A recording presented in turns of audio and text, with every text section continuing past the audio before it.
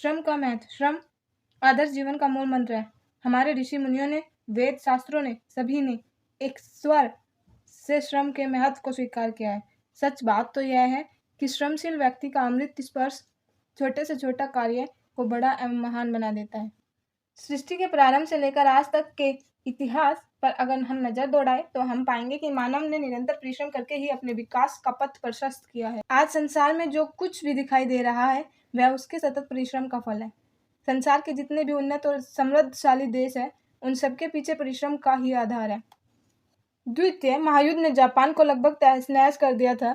उसके दो बड़े औद्योगिक नगर हिरोशिमा और नागासाकी अणु बम की मार से खंडन मात्र रह गए थे, पर आज जापान विश्व का सबसे अधिक संपन्न देश है। क्यों? इसका सिर्फ एक ही उत्तर है, उनके अपने सतत परिश्रम के कारण। संसार के महान से महान व्यक्तियों ने अपना जीवन बहुत छोटे रूप से शुरू किया, लेकिन अथक परिश्रम करके वे उन्नति के चरम शिखर पर पहुंच गए। सत्य तो यह है कि संसार के बड़े और महान लोगों ने जीवन में छोटे से छोटा समझा जाने वाला कार्य भी पूरी लगन और श्रद्धा से किया है। बोझा ढोने वाला कुली तेंजिंग ही संसार की सबसे ऊंची चोटी एवरेस्ट पर विजय पताका फहरा सका है। Subhash Chandra Bose, Abraham Lincoln, Lenin, Gandhi और संसार के असंख्य लोग निरंतर श्रम करके ही सफलता प्राप्त कर सके हैं। किसी लेखक ने कहा है कि यदि तुम उद्योगी बनने की क्षमता है तो अपनी सारी शक्तियों को केंद्रित करके अपने उद्देश्य की पूर्ति में निरत हो जाओ। बाधा और विरोधों से भयभीत मत बनो। सफलता तुम्हारे कार्य उद्यम करने से ही कार्य सफल होते हैं, केवल इच्छा करने से नहीं। सोते हुए सिंह के मुख में पशु स्वयं प्रवेश नहीं करते। कविवर मैथिली शरण गुप्त ने कहा है, तो सो पुरुषार्थ करो, उठो सफलता वर तुल्य वरो, उठो। अपुरुषार्थ भयंकर पाप है, न उसमें यश है न प्रताप है। आज हमारे चारों ओर अकर्मण्यता का बोलबाला है। कोई भी व्यक्ति काम करके खुश नहीं है।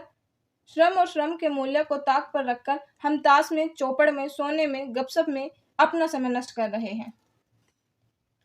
श्रम का गुरु मंत्र पढ़कर अन्य देश न जाने कितने आगे निकल गए हैं और हम आज आजादी के इतने वर्षों बाद भी गरीबी की सीमा रेखा के नीचे पड़े सिसक रहे हैं।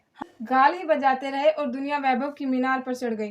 पर आज भी इतना निराश होने की जरूरत नहीं है। जो बीत गया उसे भूलकर यदि हम आज से ही परिश्रम करने का व्रत ले तो क्या नहीं हो सकता।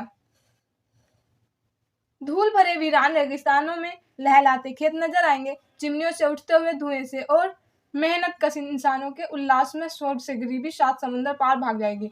हमें सदा याद रखना चाहिए कि श्रम ही जीवन है। उन्नति और विकास का रास्ता श्रम से होकर जाता है। देश को आगे बढ़ाने में एकमात्र श्रम ही सार्थक है।